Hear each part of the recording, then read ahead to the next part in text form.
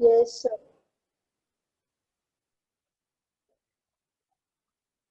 बेटा आवाज आ रही है? Yes, sir.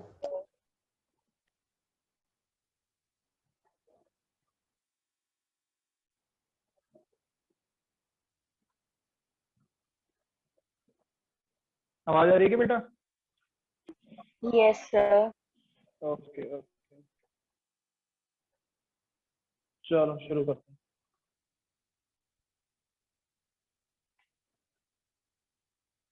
सब बस एक प्रिंट आउट दे देना मुझे। ठीक है।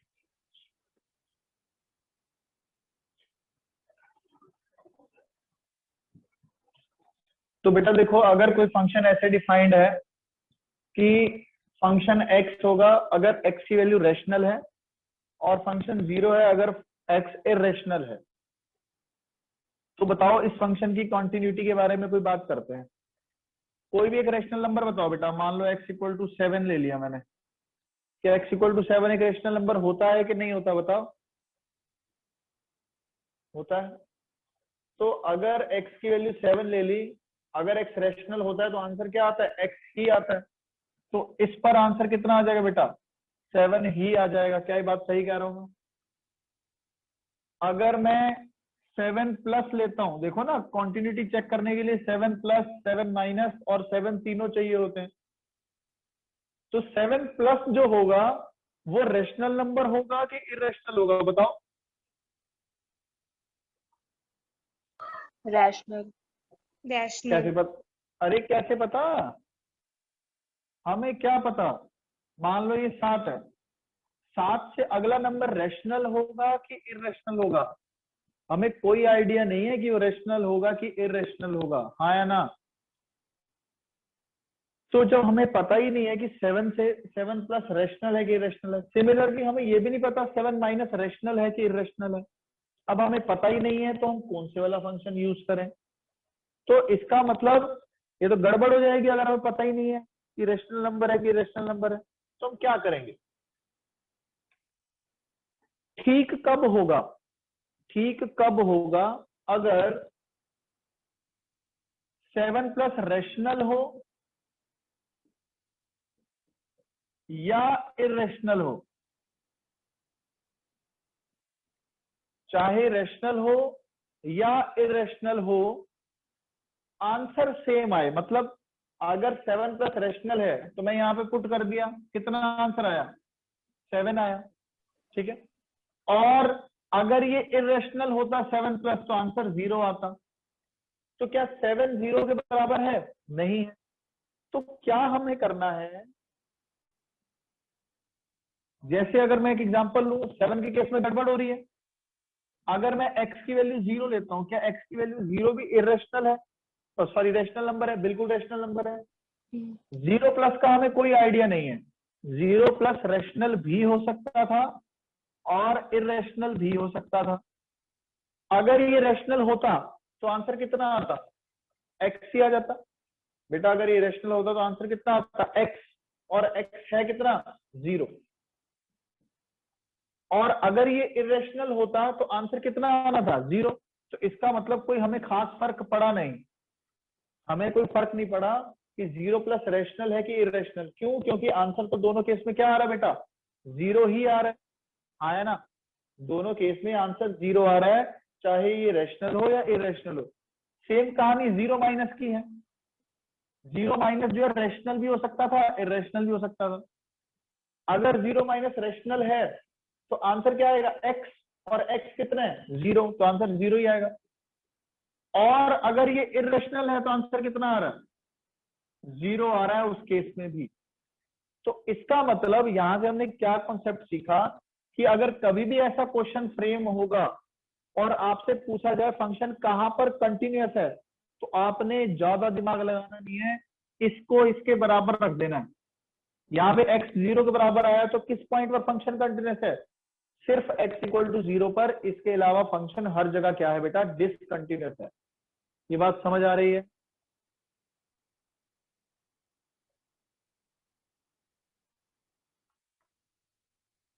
आवाज आ रही है मेरी? Yes, sir. Yes, sir. ठीक है, नोट करो इसको।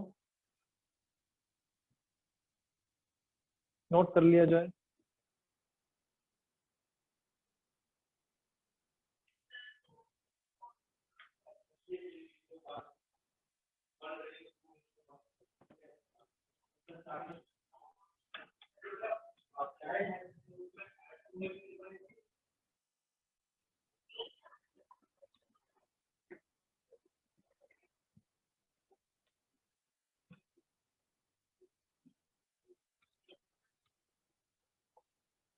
बच्चों एक काम करो, हेडिंग से ना ये डिस हटा दो। सिंगल पॉइंट कंटिन्यूटी आया था, डिसकंटिन्यूटी नहीं, कंटिन्यूटी।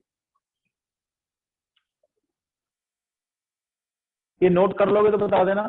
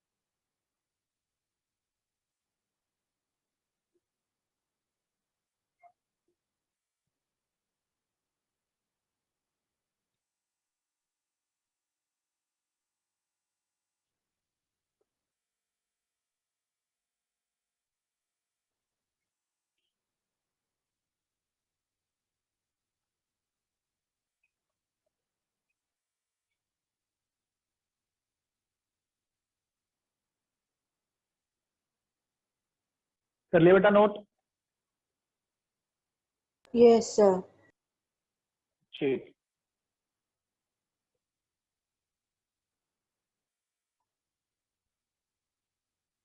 एनसीईआरटी में सिर्फ एक ही एक्सरसाइज है बेटा कंटिन्यूटी की, ठीक है? तो आप उसको वो भी ट्राई कर लो एक बार। मैंने आपको होमवर्क दिया था, कर लिया था आपने, भेजा था? Yes, sir. Yes sir. ठीक है।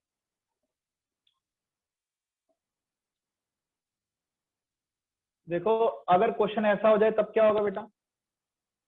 अगर क्वेश्चन ऐसा हो जाए तो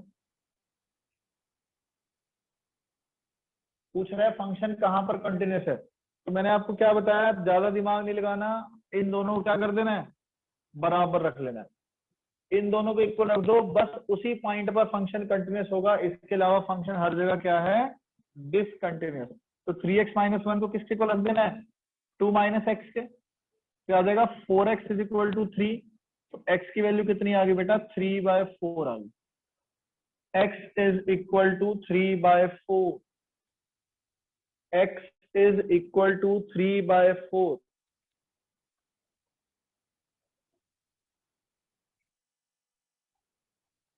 ठीक है?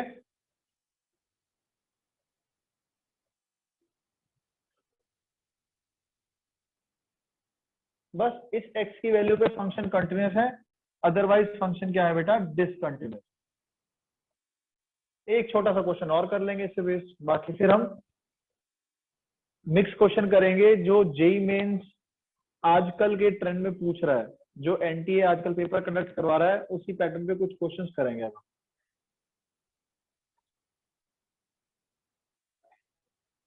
कर लिया इस क्वेश्चन को नोट सबने?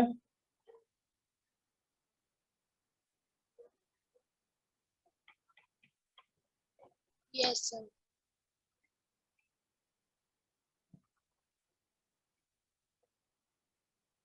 मान लो क्वेश्चन ये हो गया, ये x² हो गया, ये 1 हो गया। अब फंक्शन कहाँ कहाँ पर कंटिन्यूस है, कहाँ कहाँ पर कंटिन्यूस नहीं है, ये बताओ। +-1 पे कंटिन्यूस है।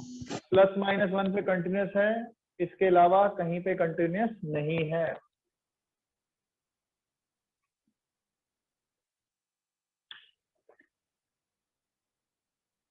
बस कुछ नहीं करना, x² को 1 के बराबर रख देना है।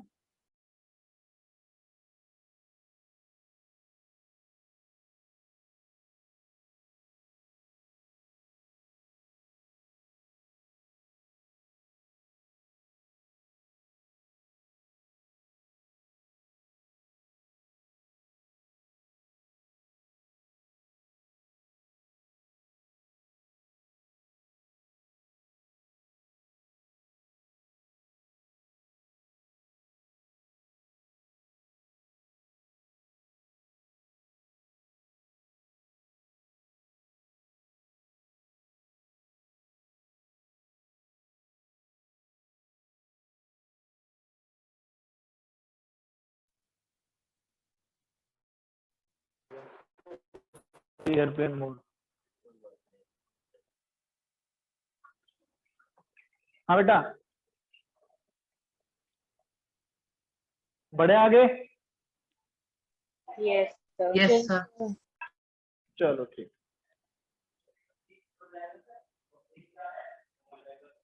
एक दो पेज दे दो सर, कोई नहीं।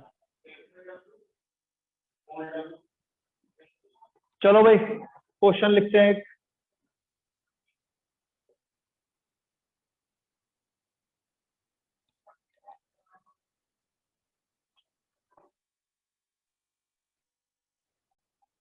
चलो देखो,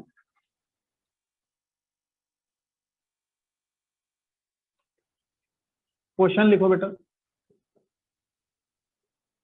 find the number of points, find the number of points where f of x is discontinuous. Find the number of points where f of x is discontinuous. ऐसे कितने पॉइंट्स हैं जिन पर फंक्शन डिसकंटिन्यूअस है, और फंक्शन में लिख रहा हूं बॉक्स ऑफ 2x - 1, और फंक्शन में लिख रहा हूं बॉक्स ऑफ 2x - 1। बॉक्स मतलब greatest integer function, where x belongs to 2 to 7। ध्यान देंगे, where x belongs to 2 to 7, 2 से लेके 7 के बीच में है बेटा।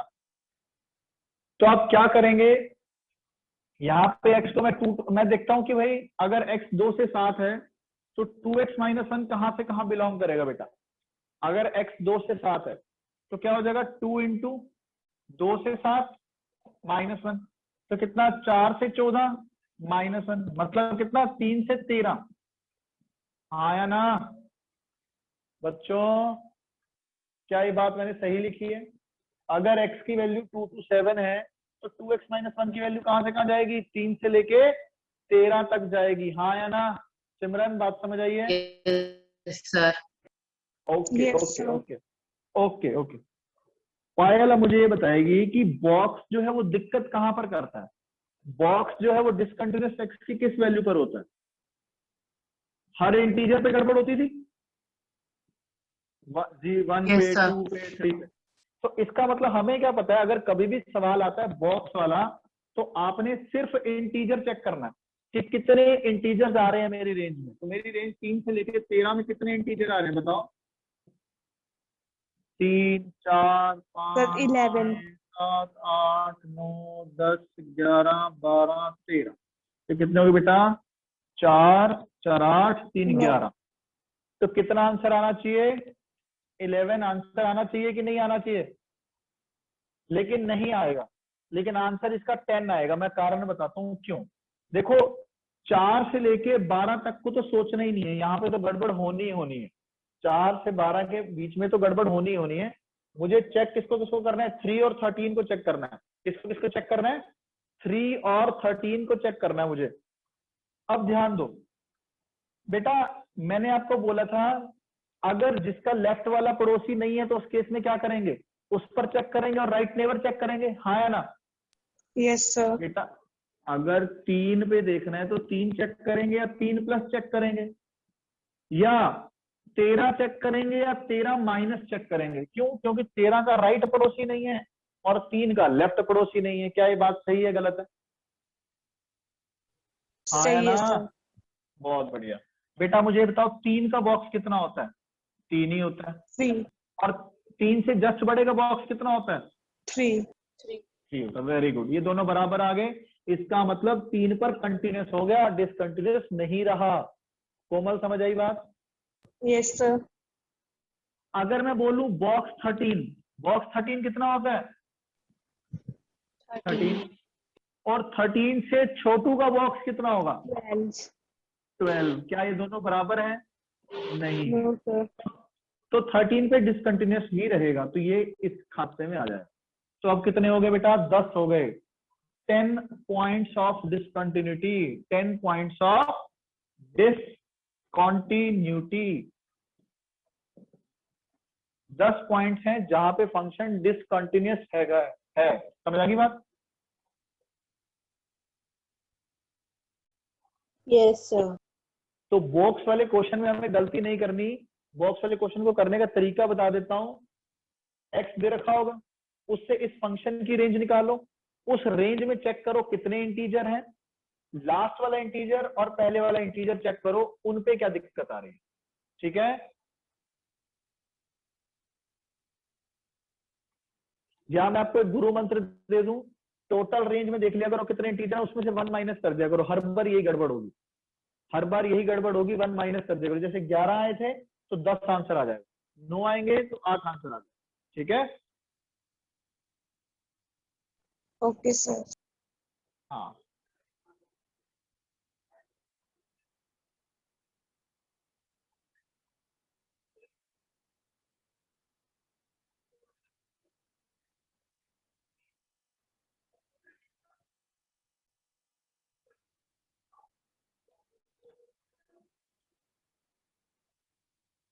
नोट करो बेटा इसको।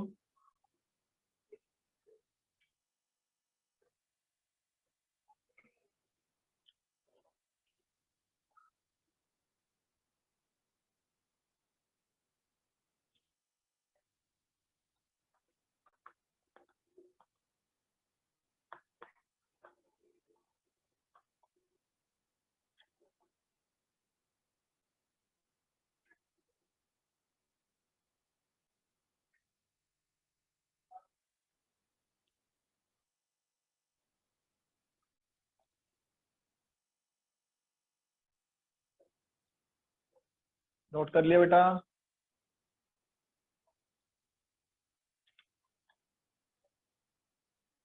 Yes sir. ठीक है,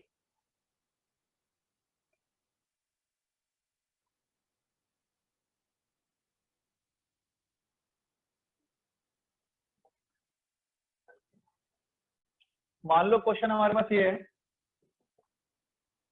find the value of x eight which values of x at which f of x is equal to signum of x square minus 3 x square minus 3 is discontinuous। समझो बात को, x की वो क्या values होंगी जिसपे फंक्शन डिसकंटिन्यूअस होगा। x की वो क्या वैल्यूज हैं जिसपे फंक्शन डिसकंटिन्यूअस है।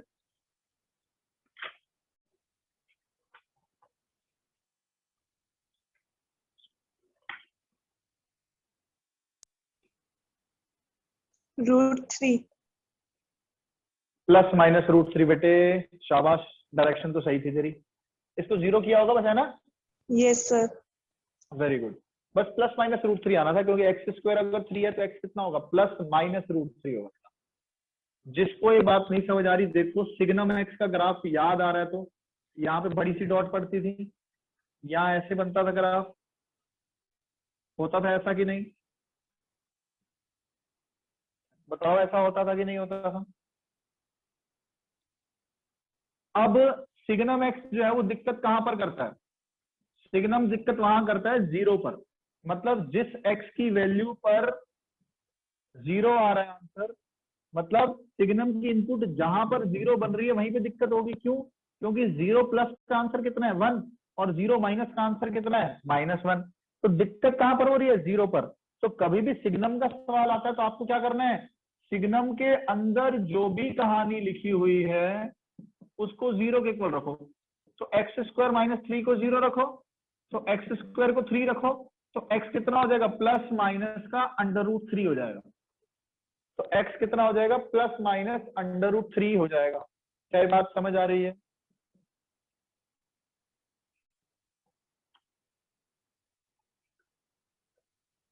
Yes sir. ठीक है, तो यही वो 2x की वैल्यूज हैं जिसपे फंक्शन क्या है, डिसकंटिन्यूअस है। अब हम बेटा 4-5 क्वेश्चन और करेंगे वो करेंगे जो इस साल जेई मेंस में आ रहे हैं, ठीक है, इस साल आए हैं या पिछले साल आए हैं।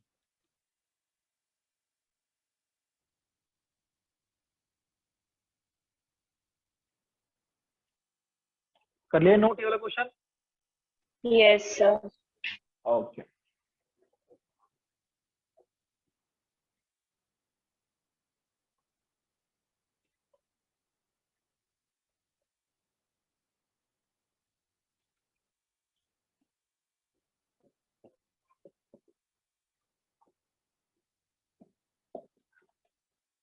Under root 4 plus A X minus under root 4 minus A X upon में एक्स,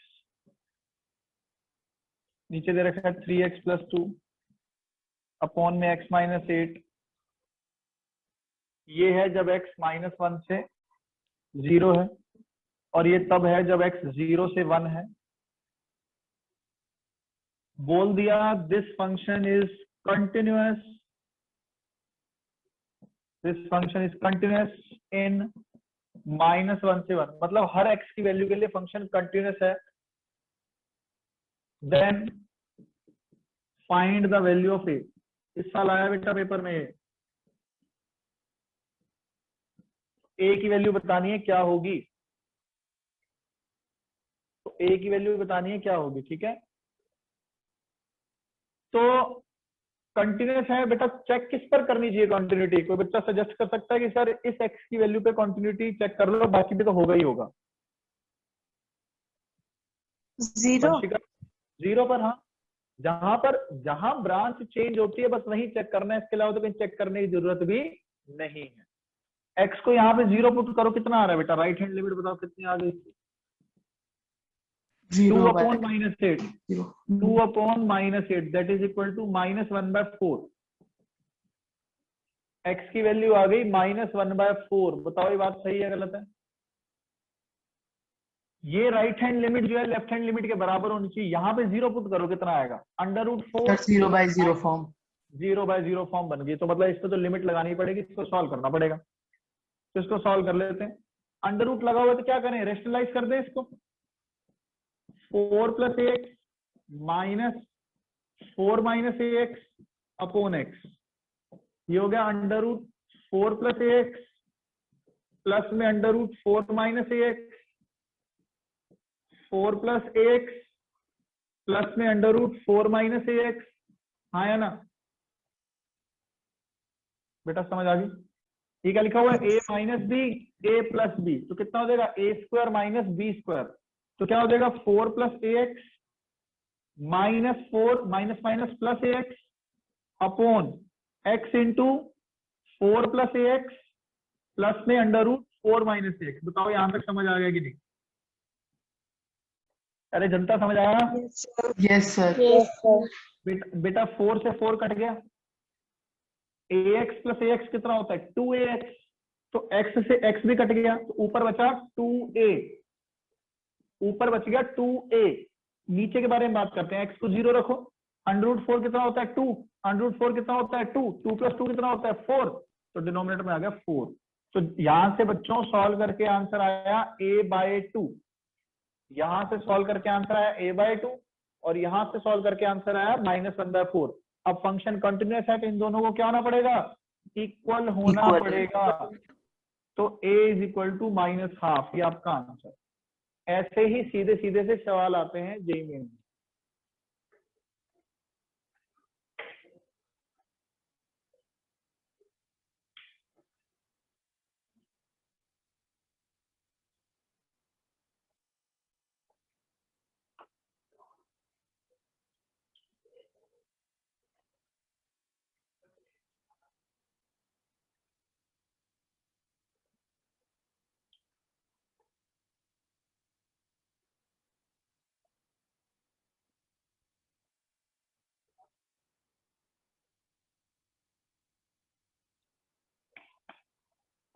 नोट कर लो बेटा।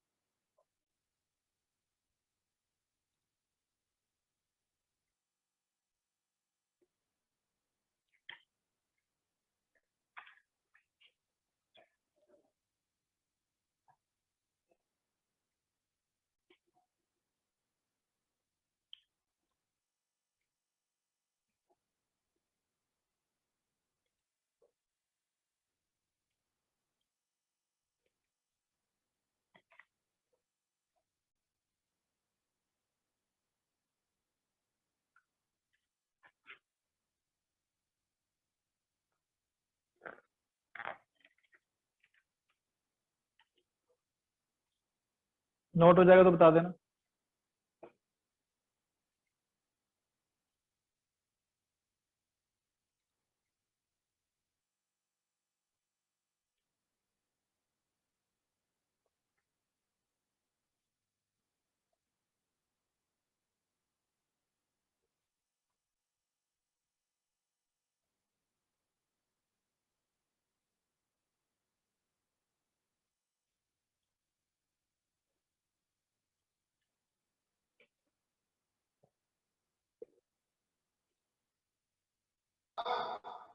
सर हो गया। तो बेटा okay,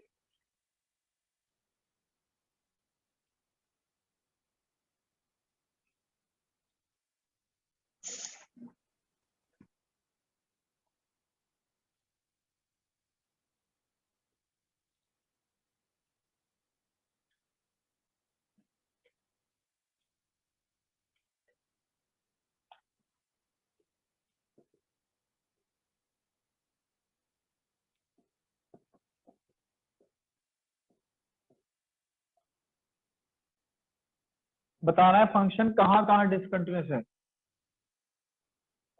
this function is discontinuous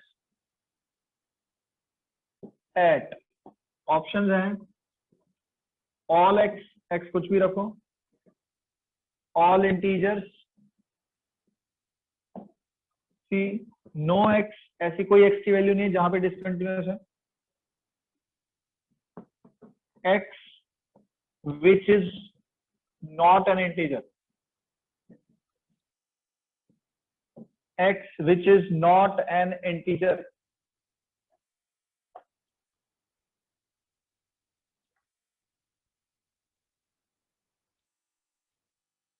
सोचो कोई इस क्वेश्चन को बिल्कुल कॉन्सेप्ट लग रहा है, बहुत ज्यादा दिमाग नहीं लगाना।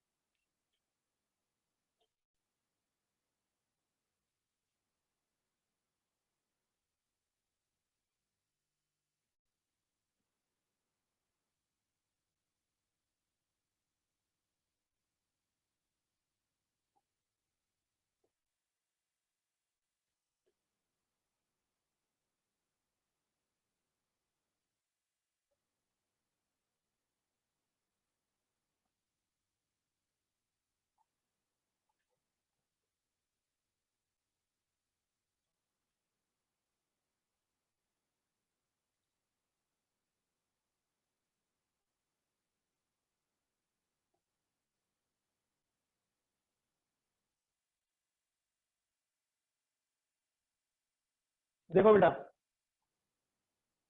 साइन का ग्राफ देखते हैं एक बार। सर इसका डी है क्या? डी? Yes sir. ना बेटा, इसका आंसर सी है, ये हर जगह कंटिन्यूस है। देखो साइन एक्स का अगर मैं ग्राफ देखूं, ये कितना है 0, ये कितना है बेटा पाई, ये है 2 पाई, ये है 3 पाई, ये है 4 पाई।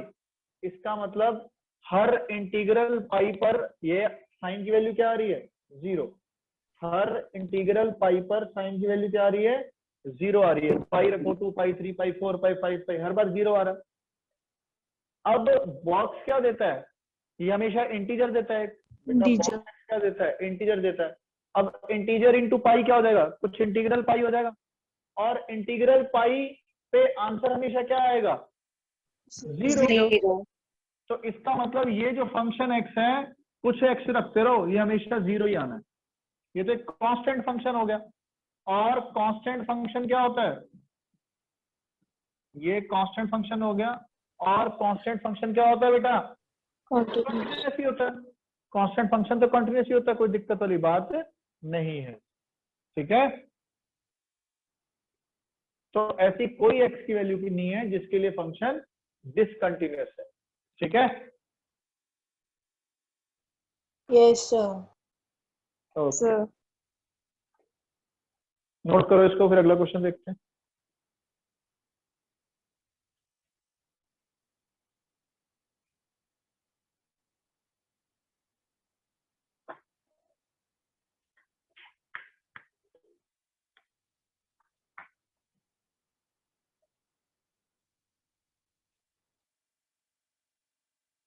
इस फ्रैक्शनल पार्ट एक्स तो सोचने का काम ही नहीं था कुछ। ठीक है, मिटा दो इस क्वेश्चन को।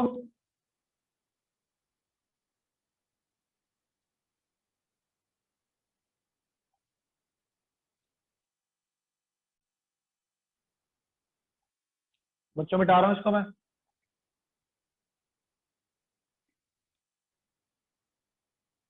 Note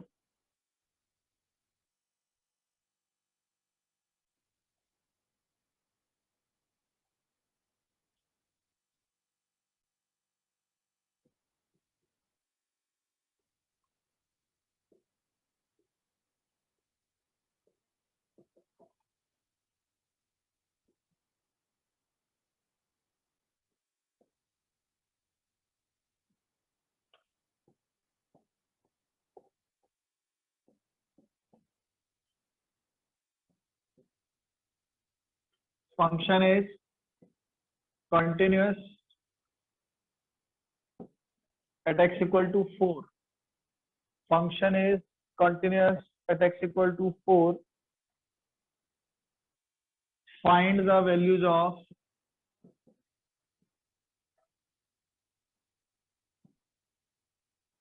a and b.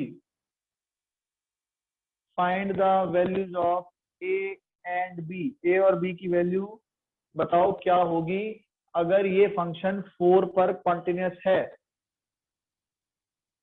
मतलब दोनों लिमिट बराबर होगी। Yes sir.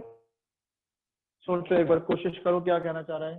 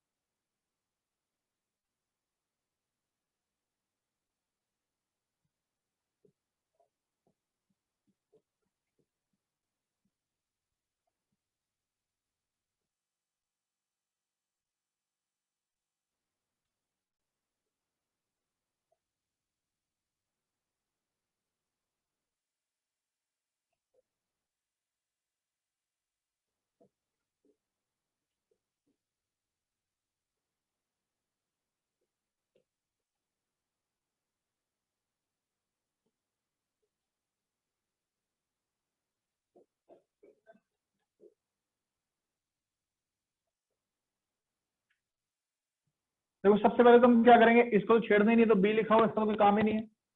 एक्स को यहां पर ना 4 रखो, एक्स को 4 रखो,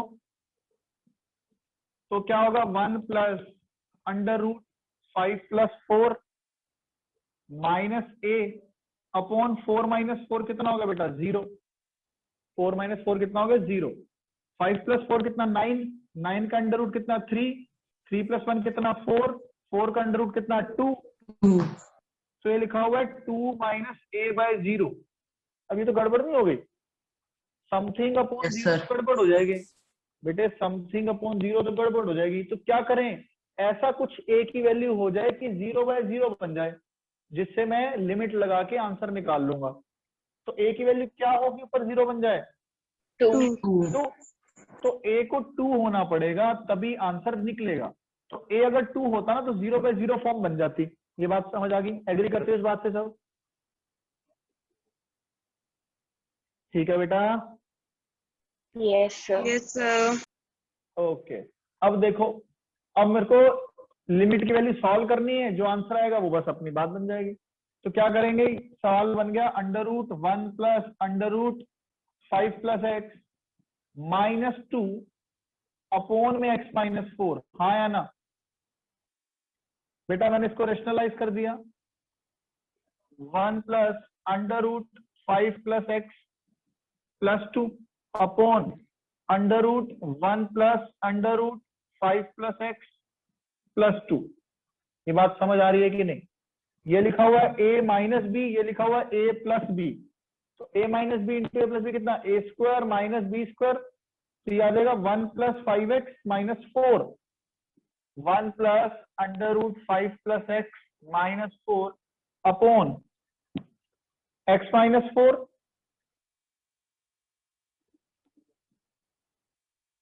बेटे यहाँ पे तो x को अब क्या रखो आप, x को 4 रख सकते हो, 9 तो 3, 3 प्लस 1 4, 4 का 2, 2 और 2 4, तो ये तो 1/4 एक साथ में आ ही गया। क्या ये बात समझ आ रही है यहाँ तक की नहीं? तो बेटा सवाल रह गया √5 plus X minus 3 upon 4 times x minus 4। बताओ यहां तक एग्री करते हो बच्चों की नहीं? अब x को आप दोबारा 4 रखोगे, 4 प्लस 5 कितना 9, 9 का √3, 3 में से 3 गया 0, तो फिर 0/0 फॉर्म।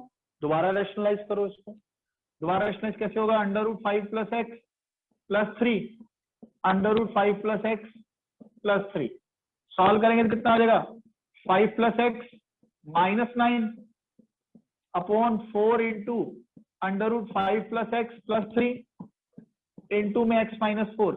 बेटा ऊपर भी x माइनस 4 लिखा और नीचे भी x माइनस 4 ही लिखा हुआ है, ये दोनों कट गए, ये दोनों कट गए। अब x को रखना क्या 4, तो यहाँ से 3, 3 प्लस 3 कितना 6, 6 इंटू 4 कितना 24, तो आंसर आ गया 1/24। क्या ये बात समझ आई है कि नहीं? बेटा समझ आ गई? यस नोट करो इस क्वेश्चन को, कोई भी डाउट है तो पूछ लो।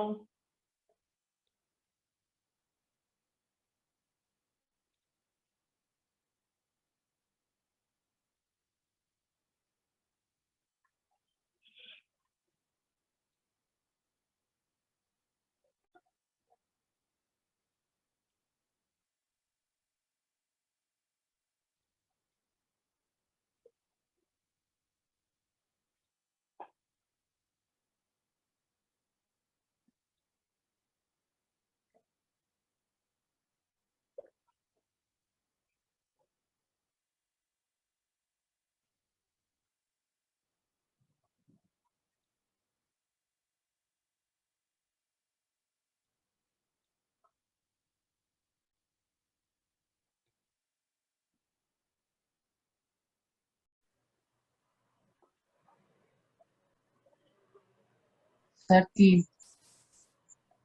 चलो जब सारे आ जाए बता देना, 1 2 5 आ जाए जब। Okay sir. हाँ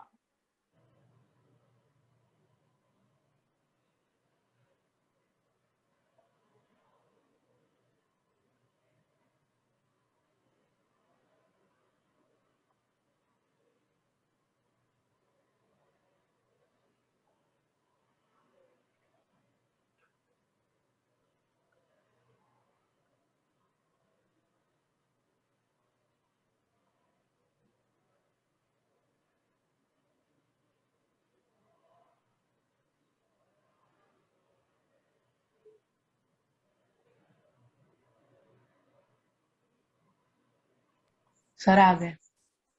ठीक है बेटा, नोट कर लो इस क्वेश्चन को, ये रह गया होगा ना बीच में।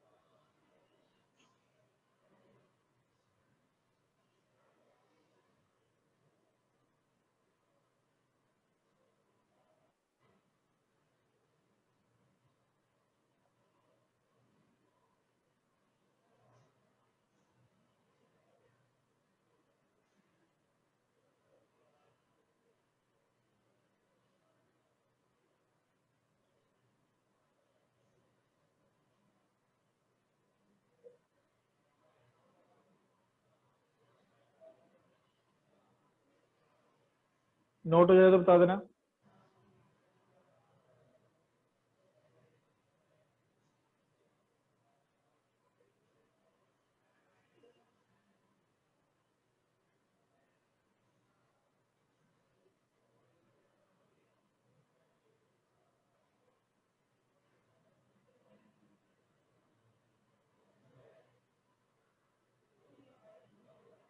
कर लिया बेटा नोट? Yes, sir. चलो एक क्वेश्चन मैं आपको वो करवा रहा हूँ जो सीरीज वाला था, सीरीज लिखवाई थी ना, उसी की हेल्प से क्वेश्चन करो, इस साल आया है वो।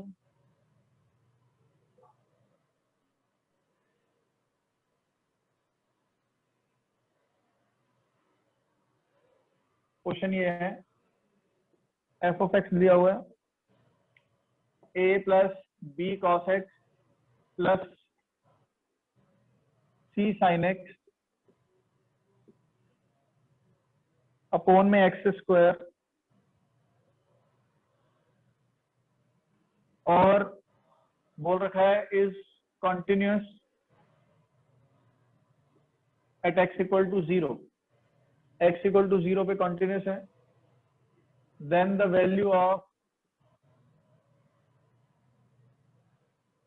मॉड ए प्लस में mod B whole divided by 5।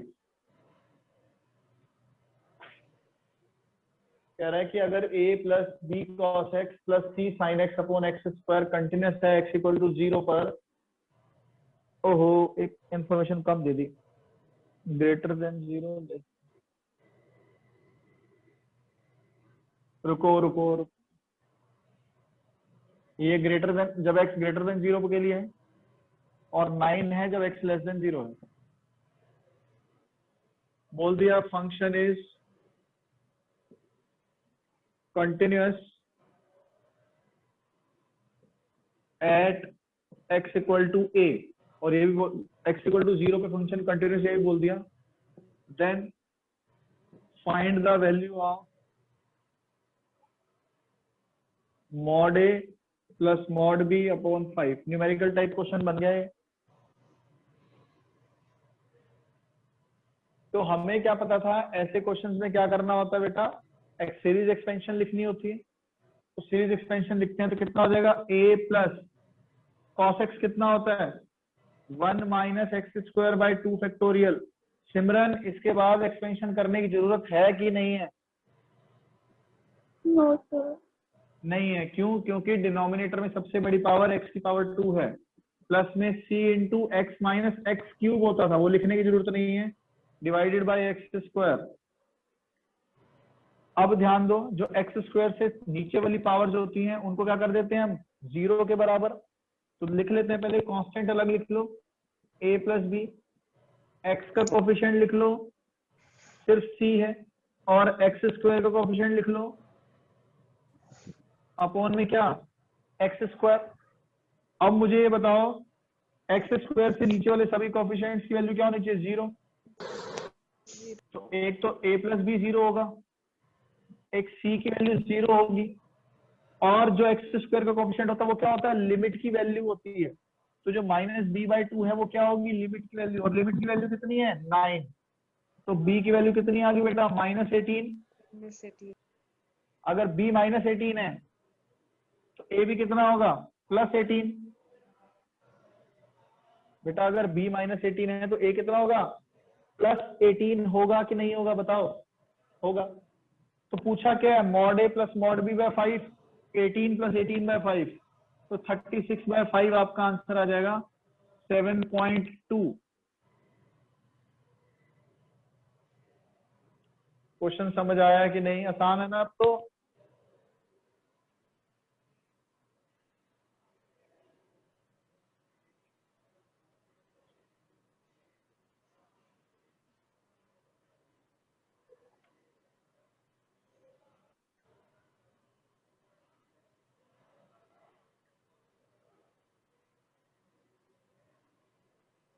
बच्चों समझ आ गई ये बात? Yes, sir. ठीक है। और क्वेश्चन कंटिन्यूटी करवाऊं कि आगे शुरू करूं डिफरेंशिएबिलिटी? बोलो।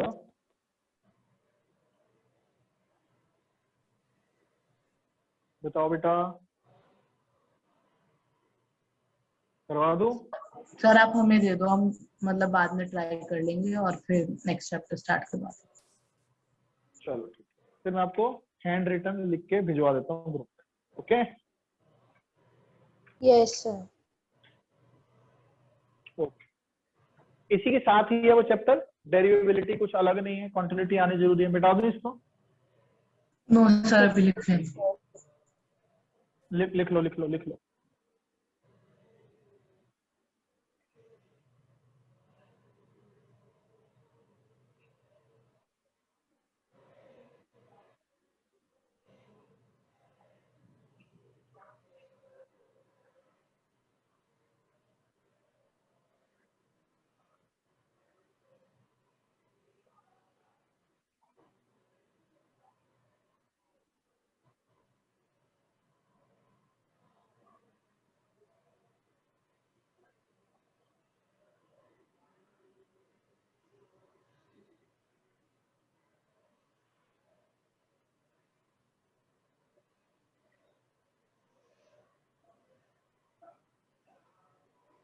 सर हो गया। ओके बेटा,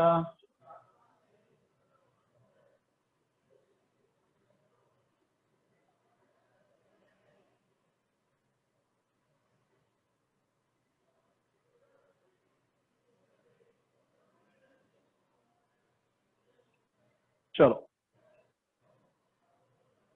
नेक्स्ट पेज से शुरू करेंगे। डेरिवेबिलिटी या डिफरेंशिएबिलिटी लिख देते हैं।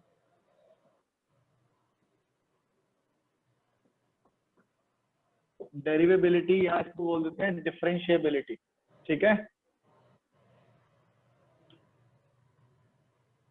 डेरिवेबिलिटी या इसको हम बोल देते हैं डिफरेंशिएबिलिटी।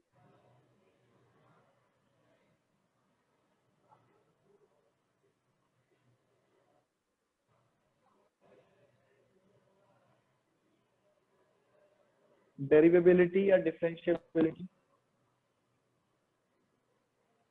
बहुत ध्यान से देखेंगे इसको।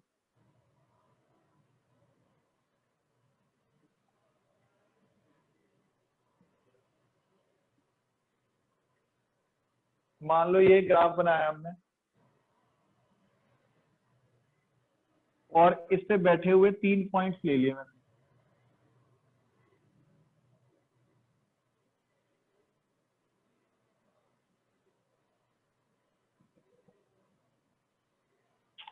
इसको मान लिया x इक्वल टू a। अब बेटा मैं a का जो लेफ्ट पड़ोसी है उसको कैसा लिख सकता हूँ, a माइनस एच। बताओ, x के लेफ्ट पड़ोसी को a माइनस एच लिख सकता हूँ। ये हो जाएगा a माइनस एच और ये हो जाएगा a प्लस एच, ठीक है। a minus H, a plus H. अब ये h जो है तो बहुत छोटा, लेकिन माइक्रोस्कोप मतलब मैं बड़ा करके दिखाना चाह रहा हूँ कि समझा दूं आपको। इसको बोल दिया a पॉइंट, इसको बोल दिया b पॉइंट और इसको बोल दिया c पॉइंट। a पॉइंट को मैंने b पॉइंट से जोड़ दिया और b पॉइंट को मैंने c पॉइंट से जोड़ दिया।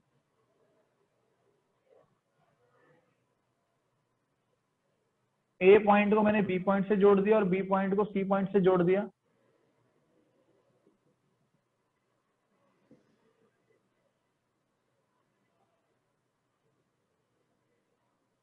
ये एंगल मैं मान लेता हूं बेटा θ1 है और ये वाला एंगल मान लेता हूं θ2। समझो बात को, इस एंगल को मान लिया मैंने θ1, इस एंगल को मान लिया θ2। अगर ये y is equal to F of X है, बहुत धीरे धीरे समझेंगे इसको। अगर ये y is equal to F of X है तो ये वैल्यू कितनी होगी, a माइनस एच पॉइंट है तो f of a minus H होगा। ये कितना होगा, f ऑफ a होगा।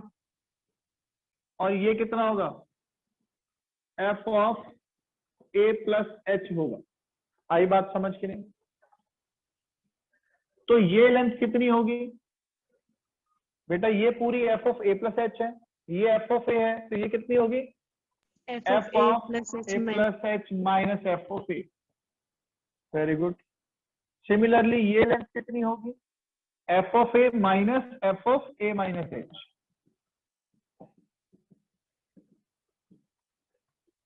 बेटा ये लेंथ कितनी होगी, ये पूरी a है, ये a माइनस एच है तो ये कितनी हो जाएगी h। ये a प्लस एच है, ये a है तो ये कितनी हो जाएगी h। आई बात समझ के नहीं? तो अब हम देखते हैं tan थीटा वन कितना है। tan थीटा वन क्या होगा? Perpendicular upon base. Perpendicular length कितनी है? F of A minus F of A minus H upon H.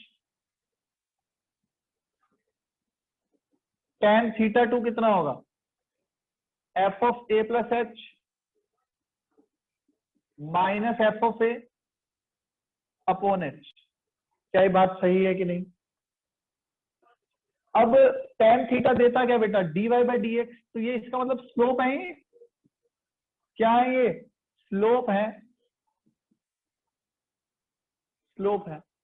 अब हुआ क्या, हमने इनको दिखाया तो दूर दूर। हमने इनको क्या दिखाया कि दूर दूर बैठे हुए हैं, a minus H, A plus H और a। लेकिन असली में h तो बहुत ही छोटी क्वांटिटी है बेटा। h तो बहुत ही छोटी क्वांटिटी है। छोटी क्वांटिटी है तो इसका मतलब ये जो तीनों पॉइंट हैं ये कहां पर होंगे? इसको मिटा रहा हूं। अगर ओरिजिनल में हमें देखना होता तो ये जो a है, a माइनस एच है और a प्लस एच है, बिल्कुल साथ साथ होते। तो a से b को जोड़ने वाली लाइन और b को c से जोड़ने वाली लाइन क्या एक ही लाइन ना हो जाती बेटा? ये Yes, sir. बोलो। तो ये अभी दिखने में तो अलग अलग लाइनें लग रही है, इसका अलग एंगल बना होगा, इसका अलग एंगल बना होगा, लेकिन असली में ये दोनों एंगल क्या रहे होंगे? बराबर रहे होंगे, तभी तो बहुत पास पास होंगे। तो इसे बोलते हैं हम लेफ्ट हैंड डेरिवेटिव। क्या बोलते हैं इसको? Left hand derivative. लेफ्ट क्यों? ए से लेफ्ट में आए हैं। और इसे बोलते हैं हम राइट हैंड डेरिवेटिव। इसको बोल देते हैं लेफ्ट हैंड डेरिवेटिव और इसको बोल देते हैं हम राइट हैंड डेरिवेटिव। क्या ये बात समझ आ रही है? ठीक है। अब हमने देखा कि जब ये पॉइंट सारे बहुत पास पास हैं तो उस केस में लाइन एक होगी। लाइन एक होगी तो एंगल एक होगा। एंगल होगा तो tan थीटा भी एक ही आएगा। तो उस केस में लेफ्ट हैंड डेरिवेटिव को राइट हैंड डेरिवेटिव की क्या होना चाहिए? बराबर होना चाहिए। अगर left hand derivative right hand derivative के बराबर है तब हम क्या कहेंगे? Function is derivable. अब यहाँ पे h किसको टेंड कर रहा है बेटा? जीरो को। अगर h जीरो को टेंड कर रहा है तो यहाँ लिमिट लग जाएगी। अगर h जीरो को टेंड कर रहा है तो हम लिमिट लगा देंगे h tending to zero, tan theta two is equal to limit h tending to zero. तो left hand limit right hand limit के बराबर होना चाहिए। अगर ऐसा होता है then we say that function is derivable at x equal to a। क्या ये कॉन्सेप्ट सबको समझ आ गया कि नहीं?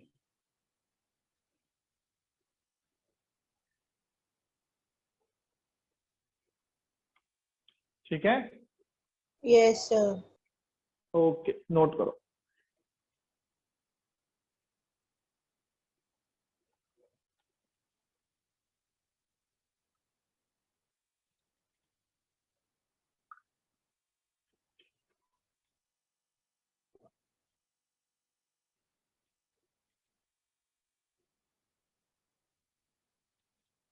इसके आगे ना फाइनाइट क्वांटिटी भी लिख लेना।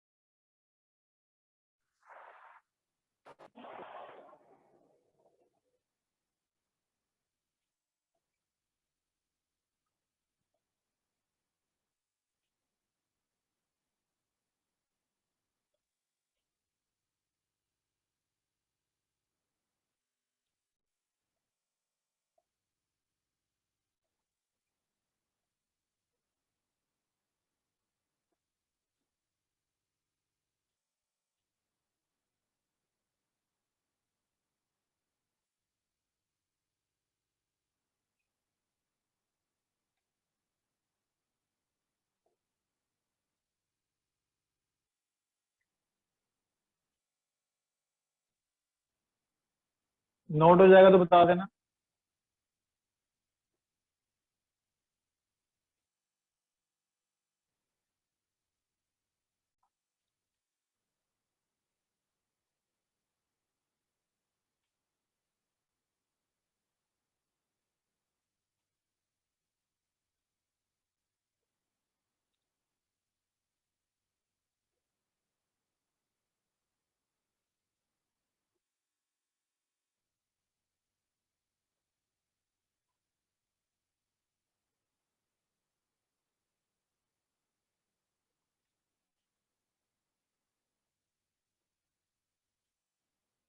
कर लिया बेटा नोट?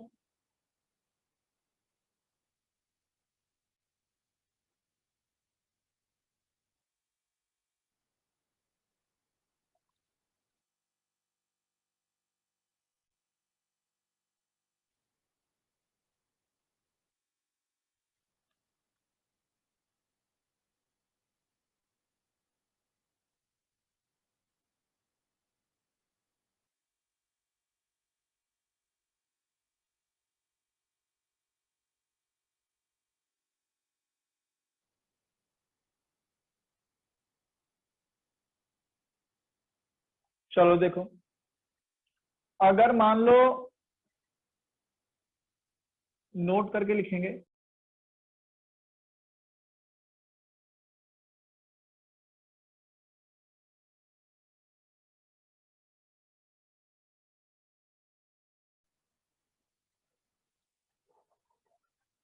चलो देखो बेटा,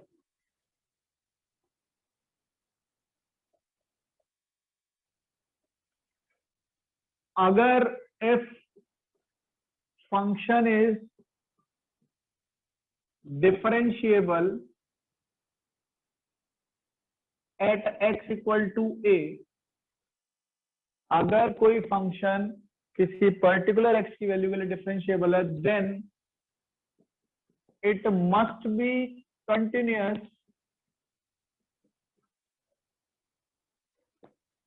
eight x equal to A.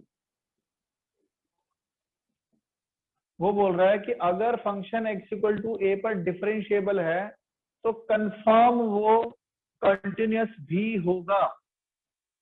Proof देख लेते हैं इसका। मैंने क्या लिखा, क्या प्रूव करना है मुझे? अगर मैं एफ ऑफ ए को F of A plus H prove कर दूं तो क्या वो कंटिन्यूअस होगा? बताओ मुझे ये बात। यही तो होता है कॉन्टिन्यूटी में, लेफ्ट वाला पड़ोसी राइट वाला पड़ोसी उसी के बराबर आ जाए तो कंटिन्यूअस। तो मैं सिर्फ राइट वाले पड़ोसी की बात कर रहा हूं अभी। तो F of A plus H minus F of A को हमें 0 प्रूव करना है, आया ना? अगर तो मैं 0 प्रूव कर दूंगा तो ये इसके बराबर हो जाएगा। मैंने क्या किया बेटा, एच से मल्टीप्लाई एच से डिवाइड कर सकते हैं किसी भी चीज को, ऐसे लिमिट लगा दी क्योंकि एच 0 को टेंड कर रहा है। ये क्या लिखा हुआ है, एफ डैश ए, डेरिवेटिव ही तो है, अभी पढ़ा हमने, राइट हैंड डेरिवेटिव लिखा हुआ है, इनटू एच। बोल दिया फंक्शन डिफरेंशिएबल है तो एफ डैश ए की वैल्यू क्या आएगी, कुछ फाइनाइट वैल्यू आएगी। तो हो जाएगा finite value into 0। Finite value into 0 कितना होगा? 0 आंसर आ जाएगा। फाइनाइट वैल्यू इंटू 0 कितना होगा? 0 आंसर आ जाएगा। तो अगर ये वैल्यू 0 आंसर आ गया है तो इसका मतलब F of A plus H के बराबर है। और अगर F of A plus H के बराबर होता है तो आपको पता है फंक्शन कंटिन्यूअस है। ये कहानी नहीं भी समझ आई तो कोई खास मतलब है नहीं। तो क्या मतलब है, फंक्शन डिफरेंशिएबल है तो वो कंटिन्यूअस होगा ही होगा। क्या ये बात समझ आ रही है? और अगर ये समझ आ गया तो बहुत बड़ी बात है। नोट करो इसको बच्चों, नोट करो।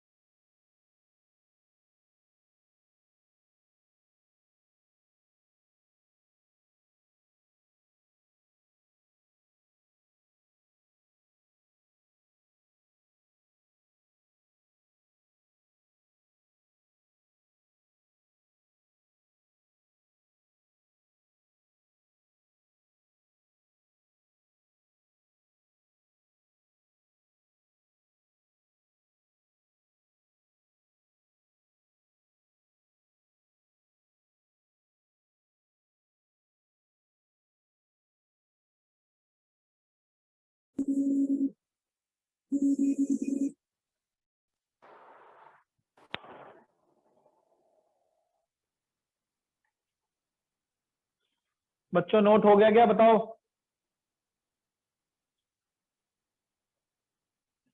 बेटा yes sir. Okay okay okay. तो हमने क्या सीखा? फंक्शन डिफरेंशिएबल है तो कंटिन्यूअस है। देखो लिख रहा हूं मैं, अगर फंक्शन डिफरेंशिएबल है तो आप बोल सकते हो कि ये कंटिन्यूअस होगा। अगर फंक्शन नॉन डिफरेंशिएबल है, अगर फंक्शन नॉन डिफरेंशिएबल है तो फंक्शन कंटिन्यूअस हो भी सकता है,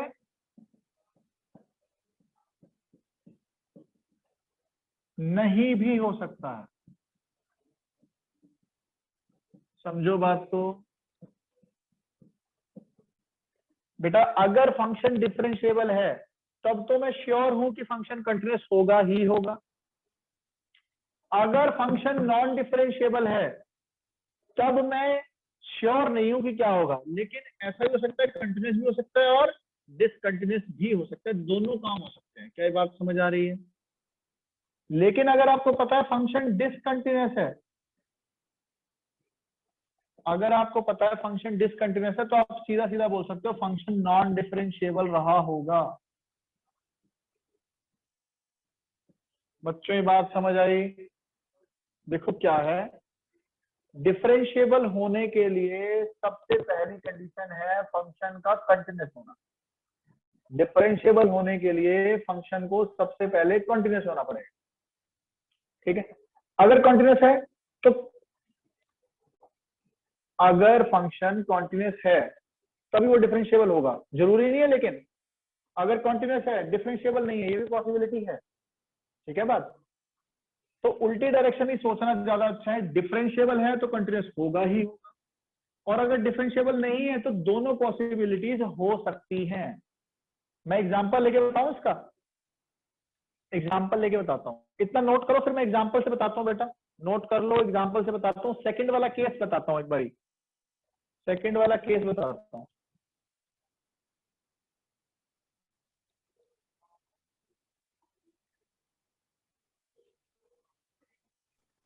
सर ये वाला दोबारा से रिपीट करना, मैं डिस्कनेक्ट हो गई थी। मैं बताता हूं, तू बस इसको नोट कर ले बेटा, मैं एग्जांपल के साथ समझाऊंगा। नोट कर लो बस। ठीक है सर।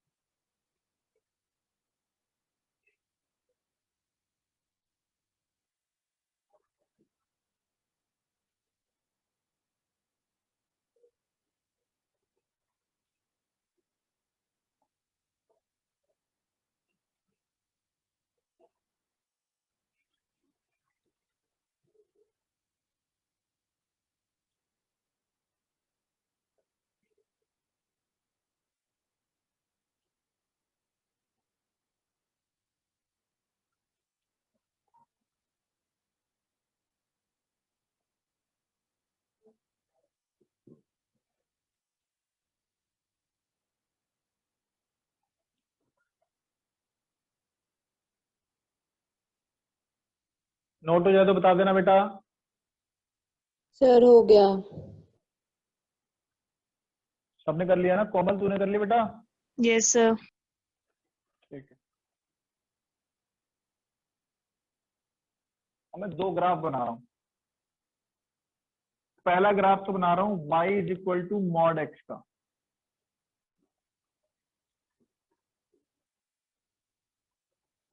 सही बनाया ग्राफ मैंने?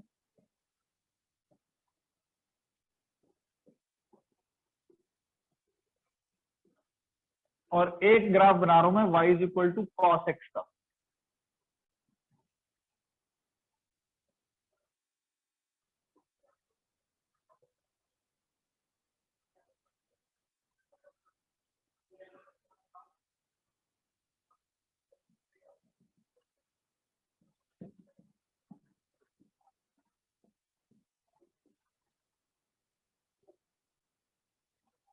ध्यान दो बेटा,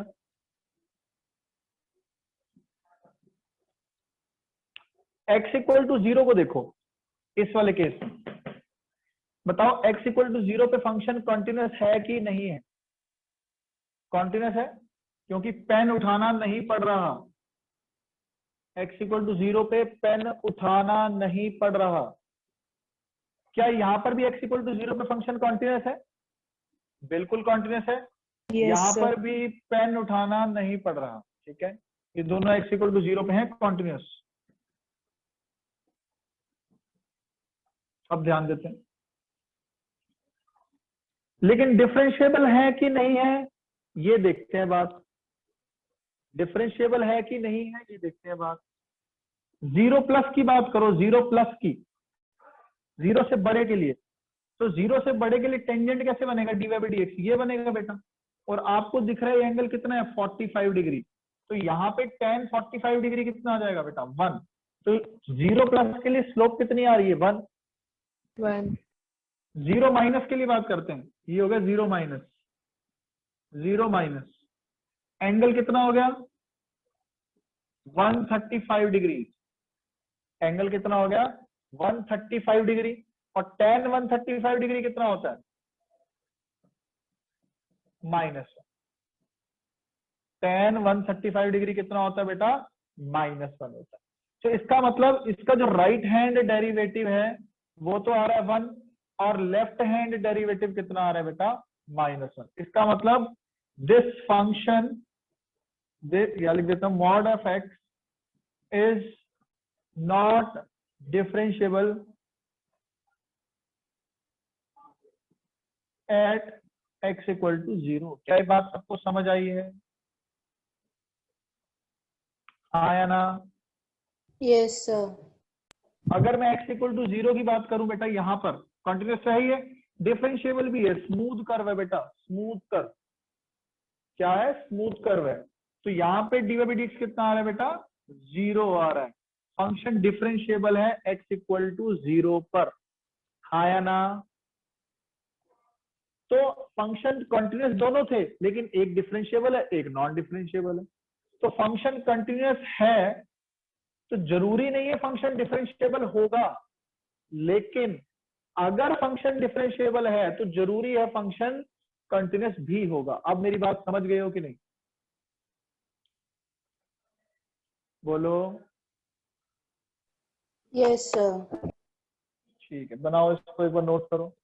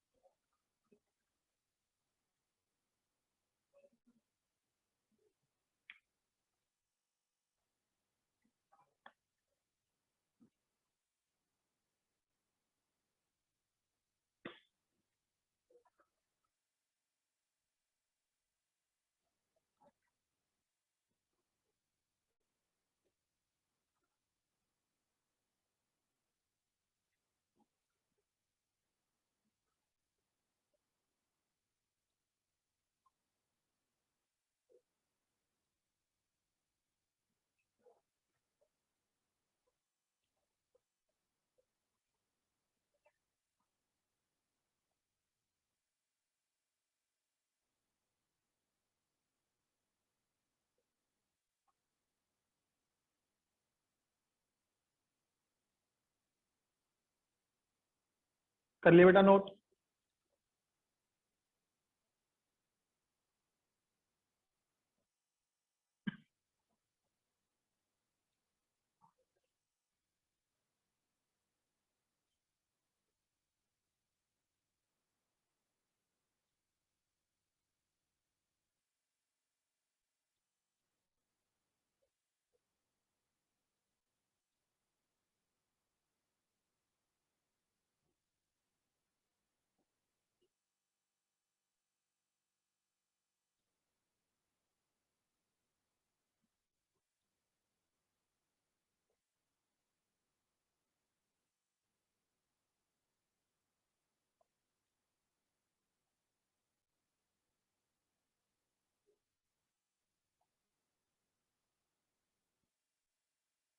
कर लिया बेटा नोट?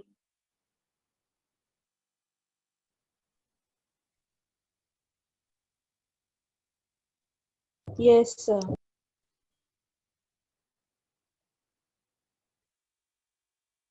मिटा रहा हूं बेटा मैं।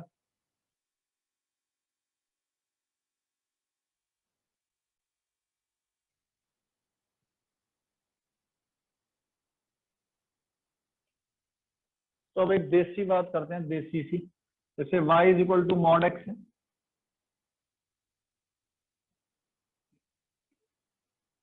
इसका ग्राफ ये है।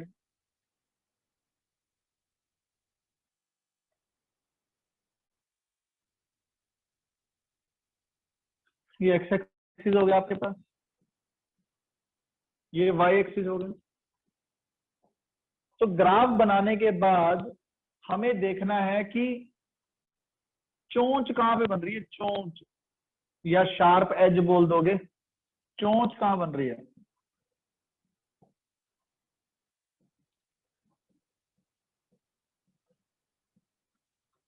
इस ग्राफ में चोंच कहां पर बन रही है बेटा, x इक्वल टू 0 पर, है ना। x इक्वल टू 0 पे चोंच बन रही है, तो जहां जहां पे फंक्शन में चोंच बनेगी वहां वहां फंक्शन क्या होगा, नॉन डिफरेंशिएबल होगा। क्या ये बात समझ आ गई? जहां जहां फंक्शन में ग्राफ में चोंच बनेगी वहां वहां फंक्शन नॉन डिफरेंशिएबल होगा हमेशा। मैं लिख देता हूं, ग्राफ में जहां भी चोंच बनेगी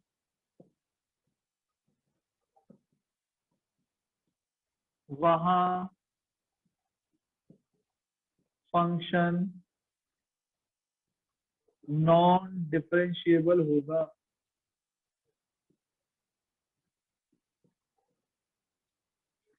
क्या मेरी बात समझ आ गई है सबको?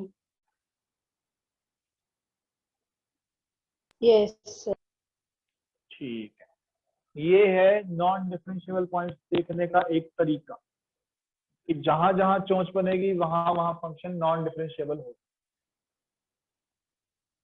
तो बहुत से डिफरेंशिएबिलिटी के सवाल तो हम ग्राफ से ही कर लेंगे, अभी मैं आपको करवाऊंगा।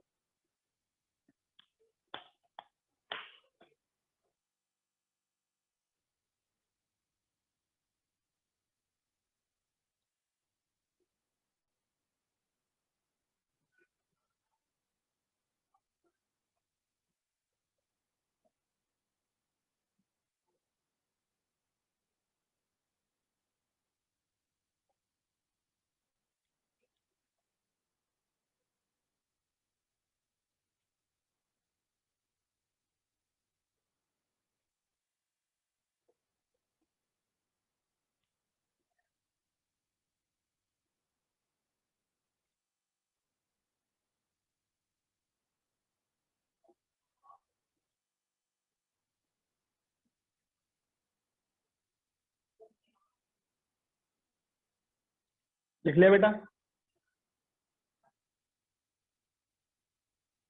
Yes, sir. ठीक, मैं आपको एक ग्राफ बनाना सिखाता हूँ।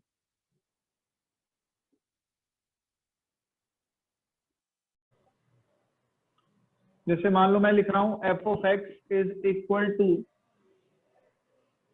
Max of mod X and X square. ऐसा ग्राफ बनाया है कभी कि नहीं, पहले मेरे को ये बताओ। No, sir. नहीं बनाया है, ठीक है। तो क्या लिखा होता है यहाँ पे, या तो मैक्स लिखा होगा या तो ऐसे क्वेश्चन आएंगे मिनिमम, मिन। ठीक है, तो ऐसे ग्राफ कैसे बनाते हैं एक बार सब सीखेंगे, कोई बनाएगा नहीं।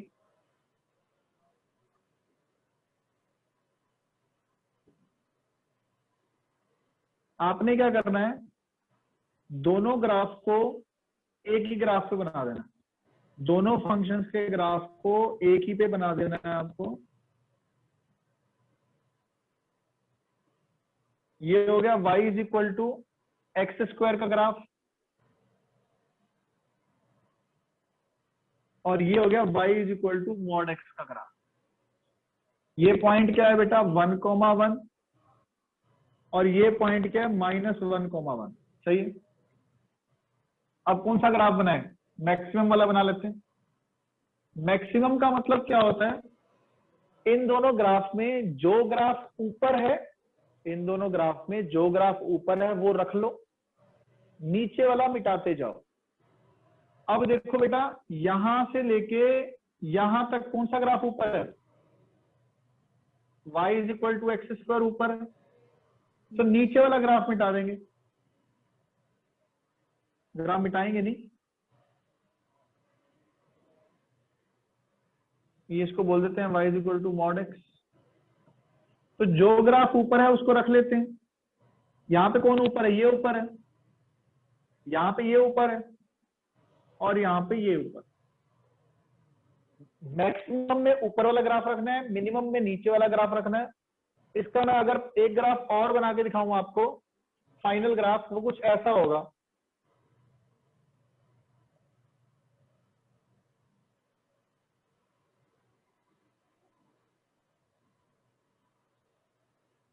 क्या ये ग्राफ ऐसा बनेगा कि नहीं, मुझे बताओ।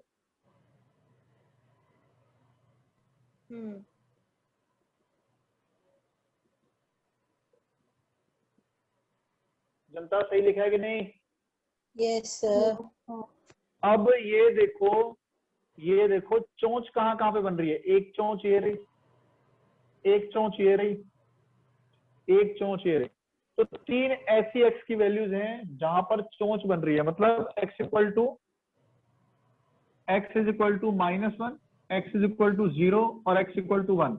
ये वो 3 पॉइंट्स हैं जहां पे फंक्शन क्या है? Non differentiable. सर आपको कैसे पता है 0.1 और -1 है? बेटा वो तो जब देख, इन दोनों इस पॉइंट्स पे फंक्शन क्या इक्वल हो रहे हैं, तो x² को x के इक्वल कर दे। x² को x से इक्वल कर दोगे ये लाइन, तो क्या होगा? या तो x 0 आ रहा था या तो x 1 आ रहा था। x 0 ये रहा, x 1 ये रहा। इस वाले के लिए क्या करोगे? x² को -x से इक्वल कर दिया था, तो x या तो 0 आएगा या तो -1 आएगा। तो ये वो पॉइंट्स है, इक्वल रख दो कर्व को, वो पॉइंट पता हो जाते हैं। ठीक है बात? Yes sir. ठीक है, करो इसको बनाओ, फिर मैं एक फंक्शन और देता हूं आपको, फिर उसको बना के ट्राई करना एक बार।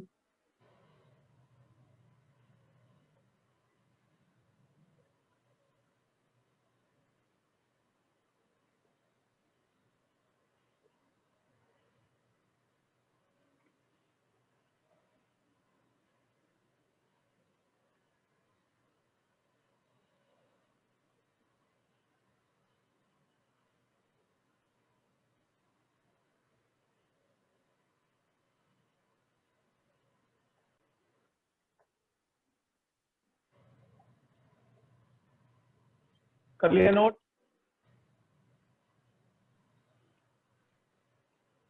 बड़ी धीरे धीरे कर रहे हो। सर हो गया। ओके, एक बिल्कुल सेम क्वेश्चन और करते हैं।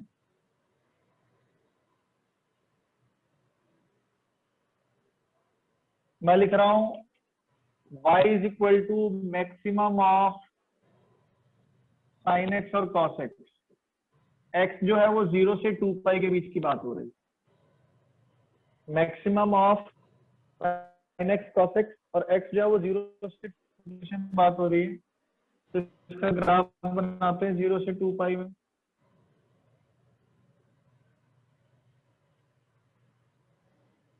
ये हो गया sin x,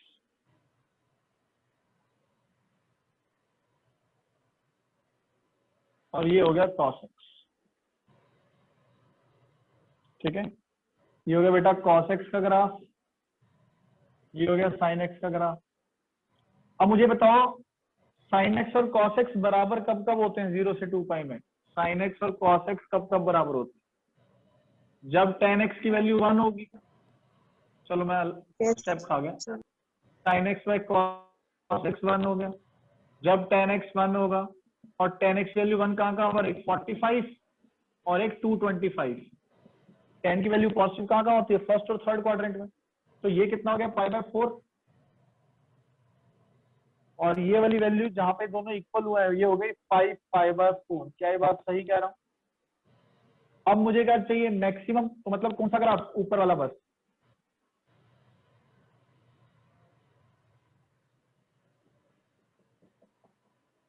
ये हमारा ग्राफ हो गया। मैं इसको अलग से बना के दिखा देता हूँ एक बारी।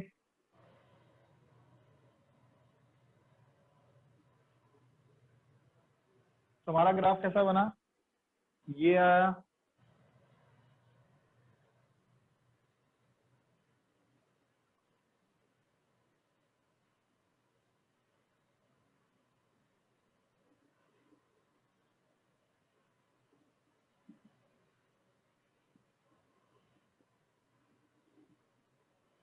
तो मुझको ये बताओ चोंच कहाँ कहाँ पे बन रही है बेटा? इस ग्राफ में चोंच कहाँ कहाँ बन रही है? एक पाई/4 पर और एक 5 पाई/4 पर। तो दो पॉइंट्स हैं जहां पे फंक्शन क्या है, नॉन डिफरेंशिएबल है। एक तो x=π/4 और एक x=π/4, π/4 and 5 π/4 non differentiable points.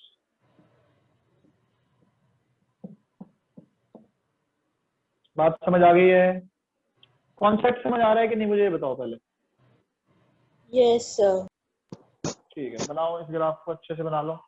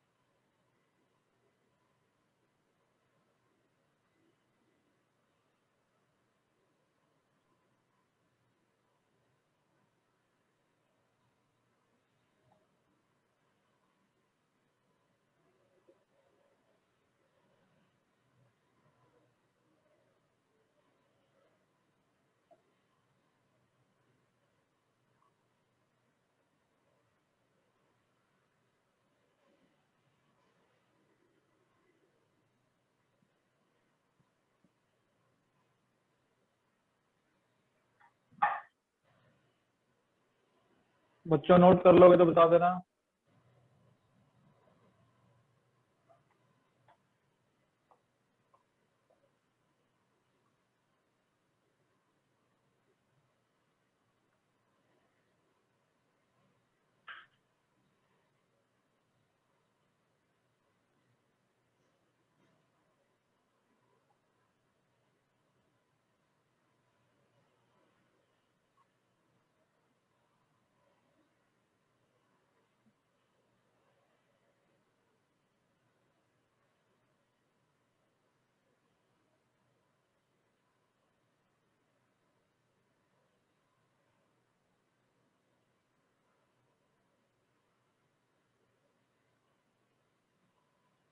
Sir हो गया। ठीक है, मैं आपको 2-3 क्वेश्चन दे रहा हूँ घर के लिए, वो आपको खुद ट्राई करना है, ठीक है।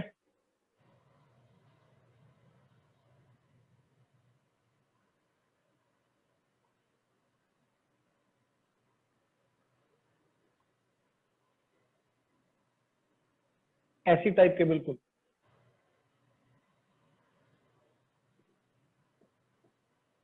फंक्शन 3 भी हो सकते हैं।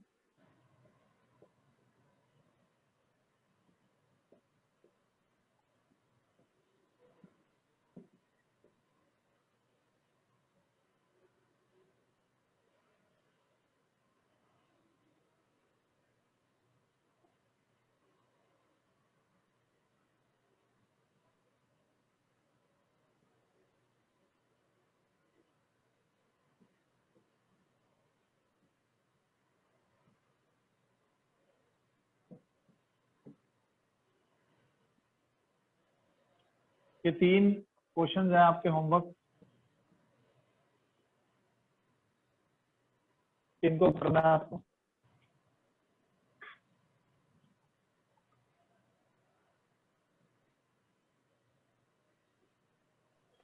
कर लोगे इसको? Yes sir. Note Yes. कर लो तीनों क्वेश्चन इनको, ठीक है। कोई बच्चा रह तो नहीं गया जिसने अपना पीडीएफ अभी तक भेजा नहीं है सर को? कोई बच्चा शीट वाला पीडीएफ पे रह गया किसी का? सबने भेज दिया, चलो मैं चेक करता हूँ अभी फिर बताता हूँ, ठीक है। कोई डाउट तो नहीं है आज के लेक्चर में किसी को? No, sir. सर पायल तेरे को कॉन्फिडेंस आया इस चैप्टर में कि नहीं थोड़ा बहुत? सर वो असाइनमेंट करके पता चलेगा। ये बात भी सही है, लेकिन चलो ठीक है, चलो ओके बेटा फिर। Bye sir.